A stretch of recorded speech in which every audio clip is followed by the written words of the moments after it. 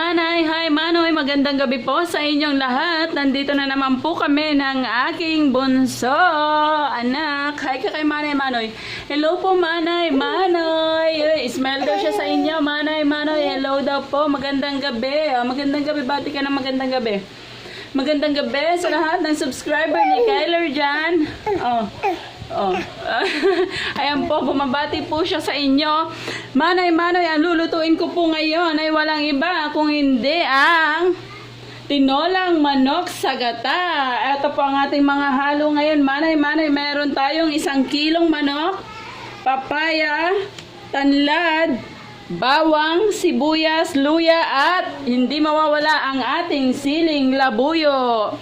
Tapos ngayon Manoy, ang ginawa ko po Manoy, yung gatang ilalagay natin sa tinola, pinapaapuyan ko muna siya Manoy. Ayan, nagbabaga Manoy, magbabaga muna siya para yung lasa ng nyug natin is lasang parang nasunog na gata ba, ganon. Yun kasi ang para mas masarap yung ating tinola sa gata. Ito po kasing tinola sa gata Manoy ay request ng aking kumpare na si Paring Mac Sarmiento. Shout out sa iyo Parts. Ito na yung iyong hinihiling na tinola sa gata. Ngayon magsisimula na tayo maggata ng nyog. Yan Manay ngayon po sisimula na po nating magisa ng ating mga sangkap. Nagpapainit po muna ako ng ating kawali. Kasama ko po magluto ang mag-ama ko. Oy, tingin naman kayo mag-ama. Sila po ang aking mag-ama. Seryoso sila sa kanilang mga buhay. Diba? Ayan, Manay. Luluto na po tayo. Sisimulan na po natin ang pagluluto ng ating tinola sa gata. Nagbabaga na ang ating kawali, kaya ilalagay ko na po ang ating mantika. Ayan. Hintayin lang po natin kumulo ang ating mantika. Ilalagay ko na po ang ating luya. Unahin natin Manay ang ating luya. Kasi sa pagigisa Manay, lalo na pag manok, kailangan talaga natin unahin is luya kasi para hindi naglalangsa yung manok. Ayan, masakit. Naninilamsik siya Manay. Naninilamsik ang ating luya. And then ilalagay na po natin Manay ang ating bawang. 3 piraso lang Manay ang nilagay kong tanlad kasi napakamahal po ng tanlad dito, 5 piso ang isa. Samantalang sa Bicol ay damo lang po ito.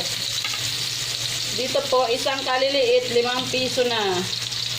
Lagay na po natin ang ating sibuyas.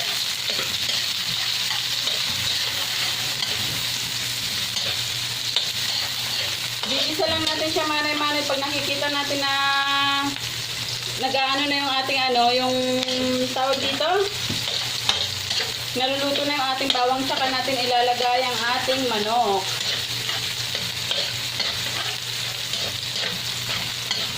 Hindi na ako Manay maglalagay ng cubes kasi mas maganda pag walang cubes. Pag sinunog mo yung gata, mas okay na walang cubes para mas lasa yung gata.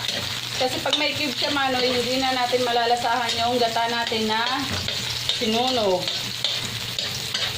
Sa Bicol pa Manoy, medyo luto na yung ating bawang sibuyas, kaya ngayon ilalagay na po natin ang ating manok.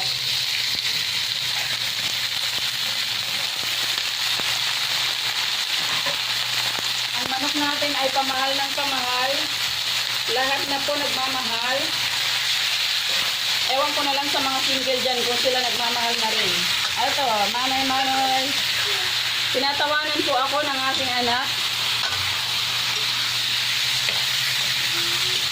Yan, hintayin lang natin na mag-golden brown yung ating manok Manay bago natin ilalagay ang ating gata. Ayan Manoy, yung ating manok ay golden brown na. So ngayon pwede na natin ilagay ang ating pangalawang gata. Asa na ba yung aking pangalawang gata? Nahilo na ako sa pangalawang gata at sa kakang gata. Ito yung ating pangalawang gata Manoy, ilalagay ko na po siya. Yan. And then ilalaho ko na rin Manay ang ating tanlad para mag-amoy na siya. Umamoy at lumasa na siya sa ating manok. Yan ang ating sili.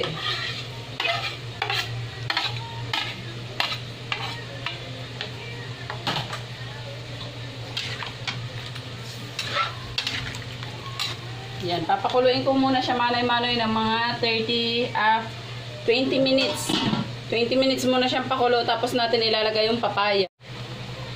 So, ayun na nga manoy-manoy, kumukulo na po ang ating manok. Ngayon, isusunod na po natin ilagay ang ating papaya. Kinat ko na po siya natin ng ating paminta. Wala kasi ako manoy-manoy pamintang buo, kaya pamintang powder na lang ang meron ako. Lagyan natin. Dahan-dahanin lang natin, baka maibuhos kasi wala siyang saradong maayos. Ayan. Susunod natin ilagay manoy-manoy ang ating patis. Konting patis lang din. Ang gamit ko po dito ay Lawrence patis.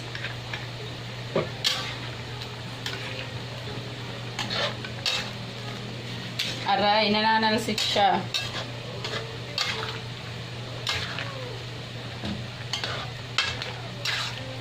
Ayan, papakuluin na lang natin siya manoy-manoy. Tatakpan ulit natin siya hanggang sa kumulo siya ng mga 20 minutes. Tapos ilalagay na natin ang ating kakanggata. Ayan, manoy-manoy. Habang nagpapakulo po tayo ng ating niluluto. Pinapakuluan ko pa po kasi siya bago siya ilagay yung kakanggata. Ito po ang aking mister. Ito ang aking anak na kalbo. Kalbo, harap ka daw sa kanina, kalbo. Ayan siya, nanlalaki yung kanyang Ayan niya kasi guys sa camera. Shy type ang aking anak. Alam nyo na. Daliin na lang. Ayan guys, tingnan nyo siya. Bali yung taba ng manok. Nung nilagyan ko siya ng patis, ayan lumutang yung mga taba ng manok. Ngayon ilalagay ko na guys ang ating kakanggata kasi medyo nauubusan na siya ng gata. Aray, sorry. Maingay ang aking pagluluto. Ilalagay ko na guys ang ating kakanggata. Ayan yung gata natin guys, kulay itim. Gawa nga na, yan yung sinunog kong gata kanina. Yan. Tapos ilalagay na natin ang ating malunggay dahil ano na po yung ating, luto na po yung ating papaya tsaka manok. Ilalagay ko na po ang malunggay. Ayan, malunggay, pampasustansya ng buhay. Kailangan natin to guys kasi sabi nila yung moringa daw maraming vitamina yung dala sa katawan niyan. Kaya kailangan natin ng moringa. Pero yan talaga guys ang halo ng tinutungan. Kasi kami sa Bicol yan ang hinahalo namin sa aming tinutungan. Natin guys ang ating magic sarap. Uubusin ko to guys kasi marami po tong niluto ko. Hindi po malalasa pag hindi ko siya inubos. Ayan, inubos ko yung ating isang magic sarap.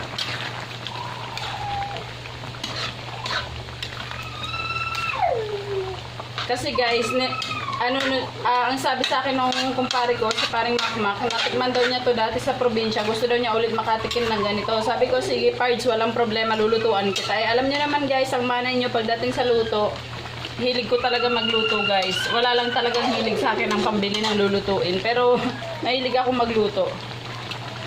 Ayan, papakuluan lang natin siya guys. Hintay lang tayo ng mga another 15 minutes and then luto na siya. Mag-ama ko guys, ang tatay yan, seryoso yung anak nagmamaneho ng kanyang nguso, oh. Ano masasabi mo sa kanila, John Ford? Sabihin mo, please like and subscribe po. Paki-watch na rin po ang vlog namin ni Mami. Dali sabihin mo na. Saan ka nagdadrive? Pauwi ka ng Bicol? Pauwi na daw siya ng Bicol. Nagdadrive na siya guys. Seryoso siya kasi kanina nagwawala siya. Ngayon seryoso na siya sa buhay niya. Nga manay-manoy, luto na po ang ating tinola sa gata. Titikman ko po ang ating tinola kung sakto na. Ayan, manay-manoy, medyo matabang po siya. So mag-a-adjust po tayo sa, lalagyan natin siya ng asin. Lagyan ko siya guys ng kaunting asin. As isang halo na lang manay-manoy. Ayan, perfect yung lasa niya manay-manoy. Saktong-sakto na po siya manay-manoy yung lasa niya. Ito na po ang finished product ng ating tinola sa gata.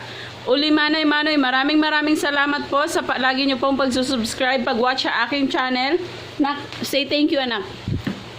Hanggang dito na lang po ang aming vlog, manay-manoy. Ito po ang aking asawa, ang aking anak. Maraming salamat po sa inyong walang sawang pagsuporta sa amin. Diyos mabalas po sa inyong lahat. Please like, watch, and subscribe guys. Maraming salamat po.